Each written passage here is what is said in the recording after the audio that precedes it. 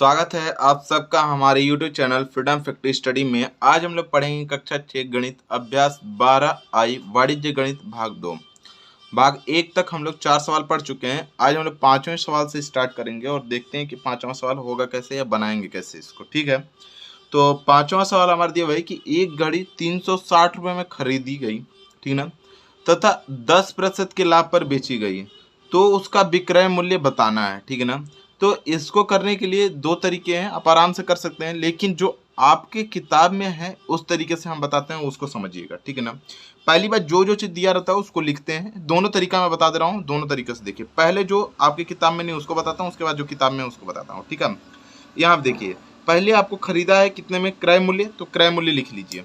ठीक है, इसको क्या लिखेंगे हम लोग, क्रय मूल्य। यहाँ पे हो जाएगा क्रय, ठीक है ना, मूल्य, दोनों में ये तो लिखेंगे। क्रय मूल्य कितना हमारा 360 रुपये है, तो 360 रुपये इसका क्रय मूल्य।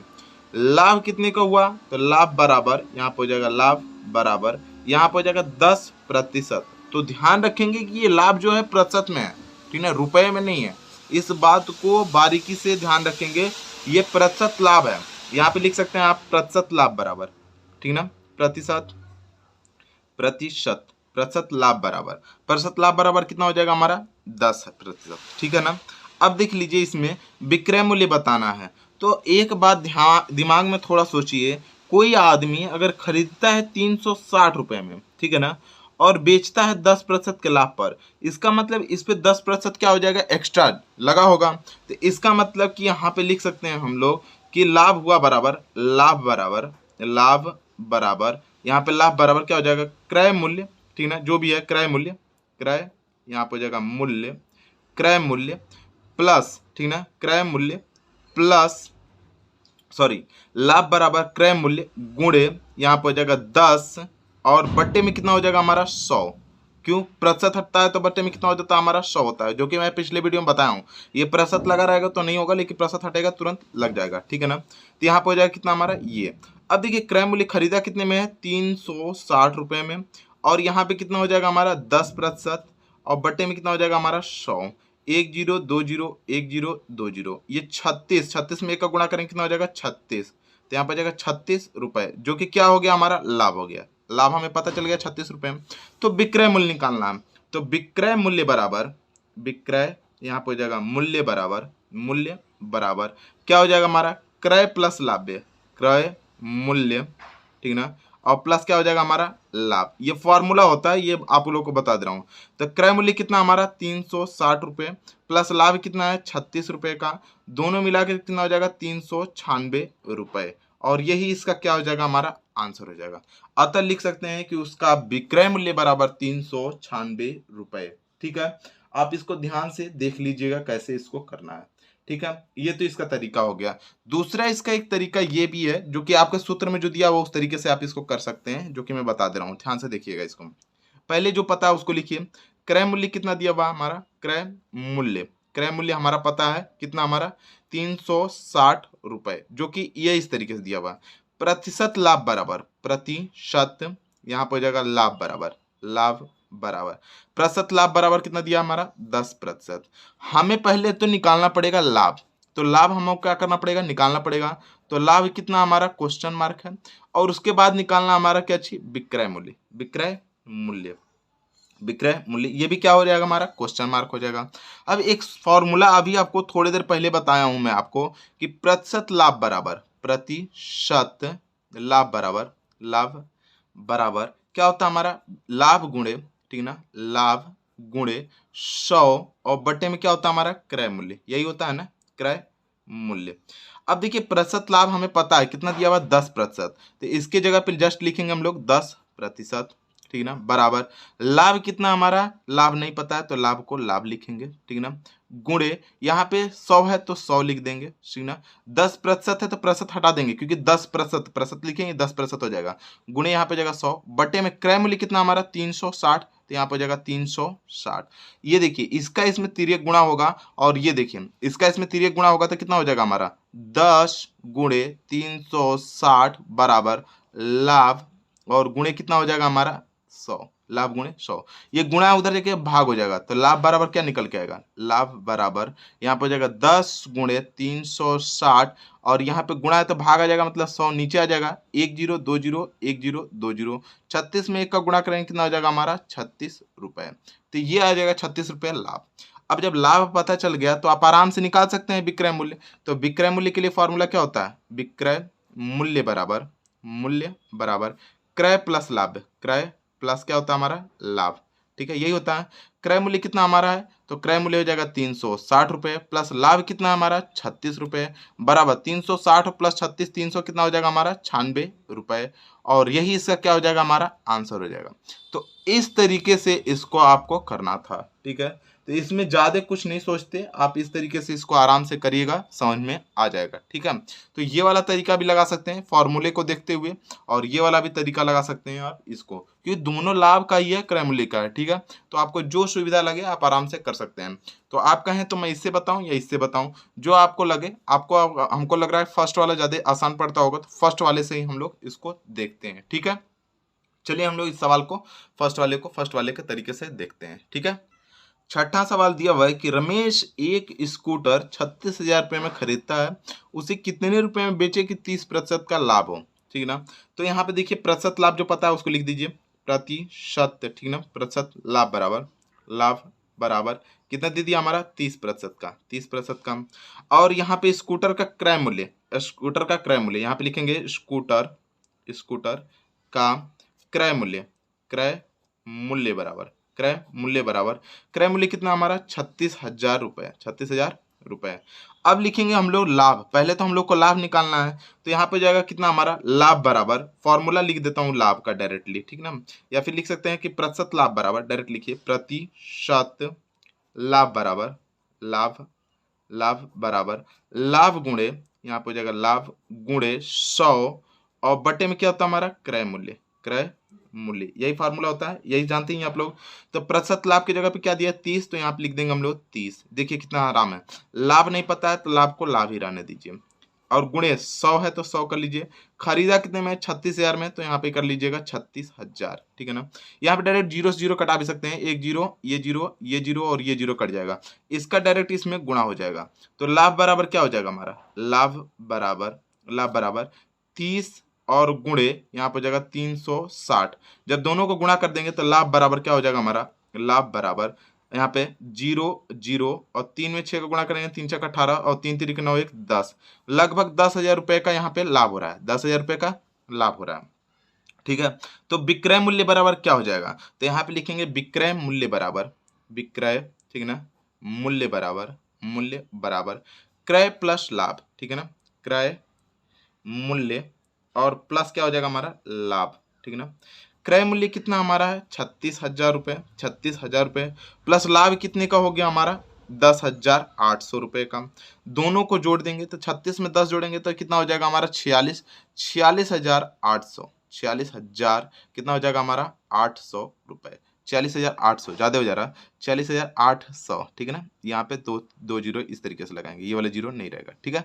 46,800, और यही इसका क्या हो जाएगा आंसर हो जाएगा, ठीक है। मैं फिर से एक बार लिख दे रहा हूँ यहाँ पे 46,800 रुपये, ठीक है, और यही इसका क्या हो जाएगा आंसर हो जाएगा। तो इस तरीके से आप इसको कर सकते हैं, लिख सकते हैं कि अतः रमेश द्वारा मतलब स्कूटर कितने रुपए में बेचा गया, तो यहाँ पे 46,800 रुपये में, ठीक है ना। रमेश द्वारा स्कूटर कितने में बेचा गया 46,800 रुपये में, ठीक है। यहाँ पे आप लिख सकते हैं कि अतः, ठीक है ना, अतः यहाँ पे स्कूटर, ठीक है ना, 46,800 रुपये में बेचा जाएगा, ठीक ना, जाएगा, तो 30% का लाभ होगा, 30% का क्या होगा लाभ होगा। इस तरीके से आपको इसको करना था, आप आराम से इसको, ये मेन आंसर इससे मतलब है, आप इसको निकाल लीजिएगा, ठीक है। अब हम लोग चलते हैं इसके अगले सवाल, 7वें सवाल को देखते हैं। 7वां सवाल हमारा दिया हुआ है कि एक टेप रिकॉर्डर यहाँ पे आपको 12% की हानि से यहाँ पे 880 रुपये में बेचा गया। देखिए इसमें क्रय मूल्य आपको ज्ञात करना है, ठीक है ना, क्रय मूल्य ज्ञात करना है। लेकिन एक बार ध्यान रखिएगा, जब भी अगर क्रय मूल्य ज्ञात करना होता है ना तो सवाल थोड़ा ट्रिपिकल मतलब डिफिकल्ट हो जाता है, ठीक है ना। तो उसको ध्यान से देखना होता है, बाकी सब आप लोग कर लेंगे, ठीक है ना। यहाँ पे बेचा हमारा विक्रय मूल्य पता है, उसमें भी हानि पता हमको।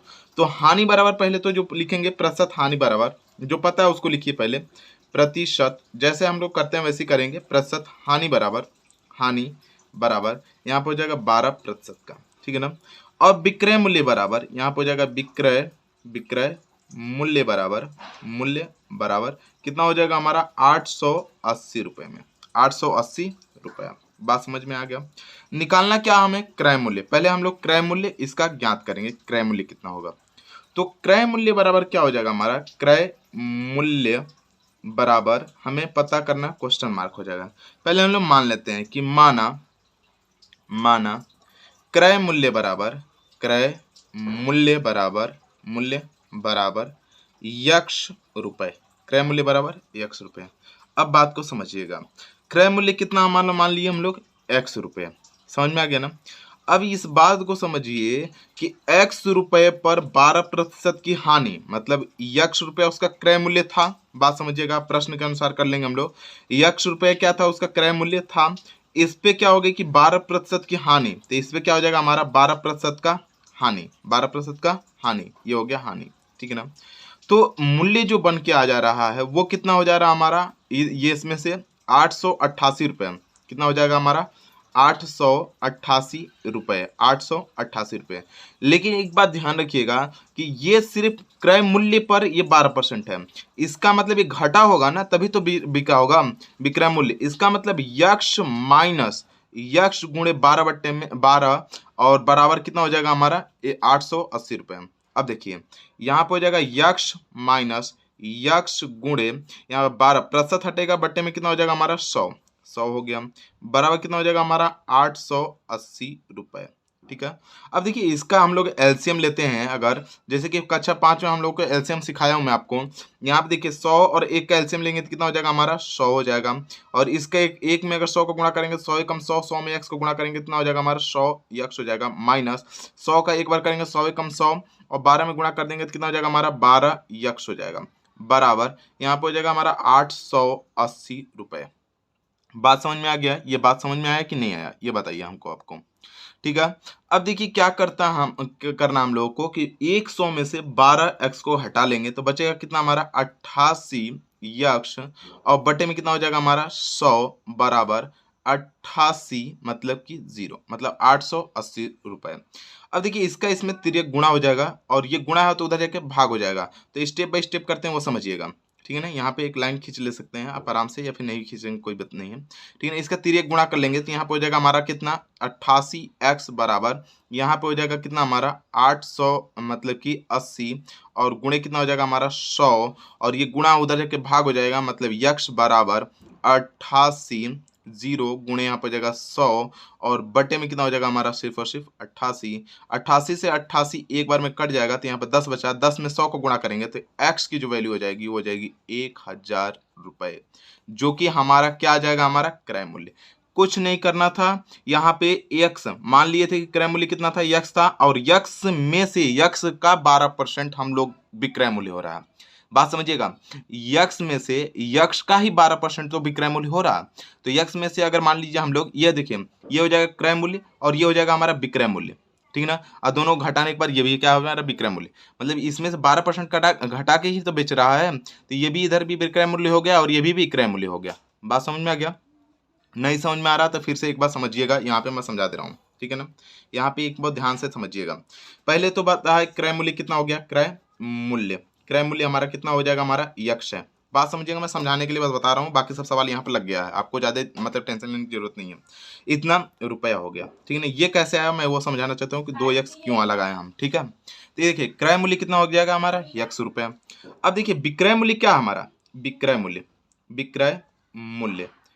मूल्य क्या है, तो विक्रय मूल्य हमारा जो है वो होता है हमारा क्रय मूल्य, और इस पे 12% की क्या हुई हानि, तो यहीं पर क्रय गुणे 12% की जो हानि है वो हो जाएगा विक्रय मूल्य, ठीक है ना।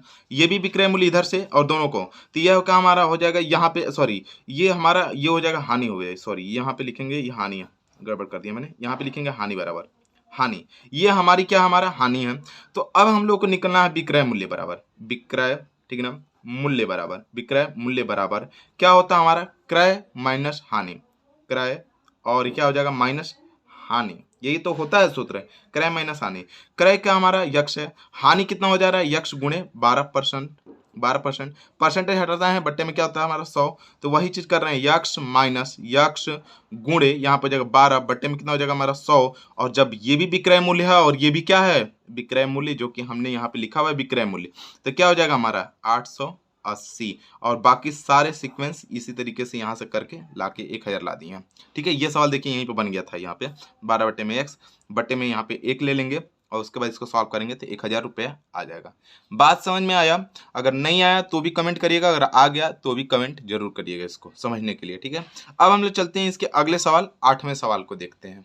यदि आप लोगों को हमारी यह वीडियो अच्छी लगती है तो चैनल को सब्सक्राइब और वीडियो को लाइक और शेयर जरूर करें। 8वां सवाल हमारा दिया हुआ है कि मोहित ने एक अलमारी कितने में 2500 रुपये में खरीदा और 6% की हानि पर बेच दिया, उसका विक्रय मूल्य ज्ञात करना। देखिए विक्रय मूल्य ज्ञात करना होता है वो तो ना डिफिकल्ट नहीं होता है, क्रय मूल्य ज्ञात करना होता है तो थोड़ा डिफिकल्टी बढ़ जाती है। ठीक है ना, पहले हम लोग को पता है क्या चाहिए हमारा खरीदा हुआ मूल्य मतलब क्रय मूल्य ज्ञात करना है, तो लिख देंगे कि अलमारी का, ठीक है ना, अलमारी का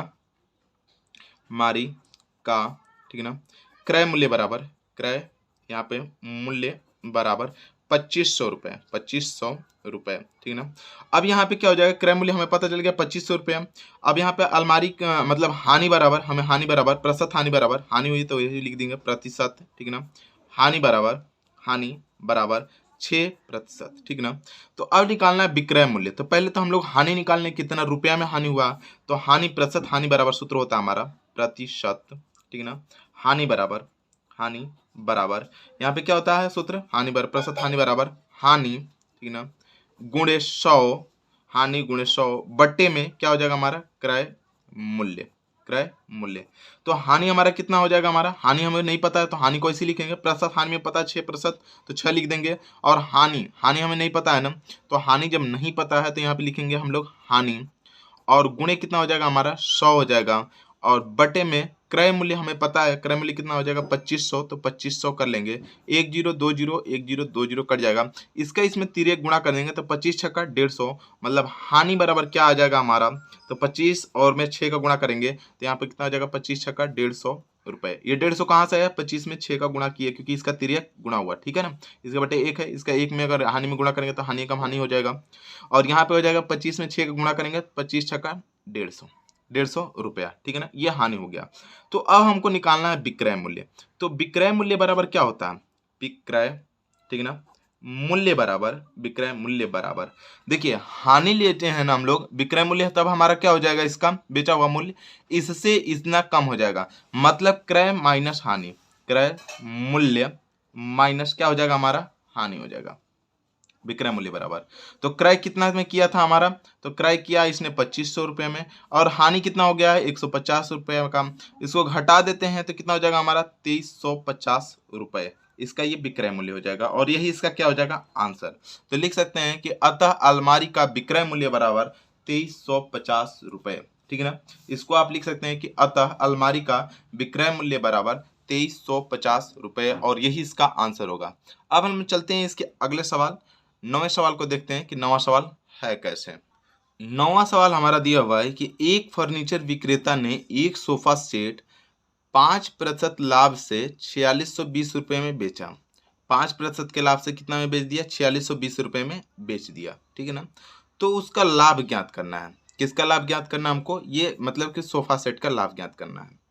तो हम लोगों को सबसे पहले हम लोगों को दिमाग में ये रखना चाहिए कि खरीदा कितने में होगा, मान लीजिए ये भी विक्रय मूल्य है और ये लाभ है, तो खरीदा हुआ पता चल जाएगा तो हम लोग आराम से इसको कर सकते हैं।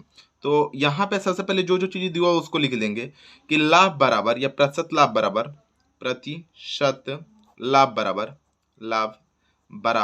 यहाँ पे हो जाएगा 5%। ठीक ना, और यहाँ पे विक्रय मूल्य बराबर, यहाँ पे हो जाएगा विक्रय मूल्य बराबर यहाँ पे लिखा हुआ 4620 रुपये। अब लिखेंगे फर्नीचर का यहाँ पे क्रय मूल्य बराबर, मान लेंगे कि माना, ठीक ना, माना फर्नीचर का क्रय मूल्य बराबर, ठीक ना, यहाँ पे हो जाएगा फर्नीचर का क्रय मूल्य बराबर x रुपए। बात समझिएगा, थोड़ा सा यहाँ पे मतलब समझने योग्य बात है कि कोई भी फर्नीचर x रुपए में खरीदा गया, ठीक ना, और इस पे 5% का लाभ हुआ। समझिएगा बात को। अगर मान लीजिए कोई भी फर्नीचर x रुपए में हम खरीदते हैं और इसी पर 5% का क्या हो जाता है लाभ, मतलब प्लस ये तो खरीदा हुआ मूल्य है ही, और प्लस इस पे ही अगर 5% का हमको लाभ हो जाता है तो वो मूल्य मतलब कि बेचने वाला मूल्य कितना हो जाता है, इतना हो जाता है, मतलब 4600 यहाँ पे 20 रुपए हो जाता है, ठीक ना, ये 4620 रुपए हो जाता है।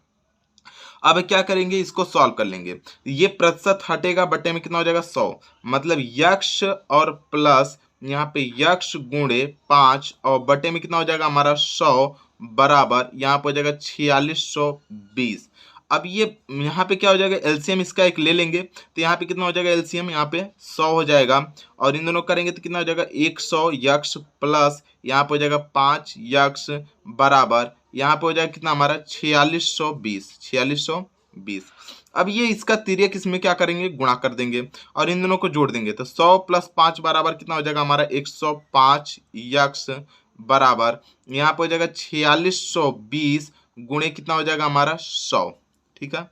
अब इसका क्या करते हैं हम लोग, इसका इसमें भाग दे देते हैं तो यहाँ पे कितना हो जाएगा यक्ष बराबर यहाँ पे देखिए 4620 गुणे 100 और बटे में कितना हो जाएगा हमारा 105। जब इसको इससे कटा देंगे कितनी बार में ये कट जाएगा, 44 बार में। कितनी बार में कट जाएगा, 44 बार में।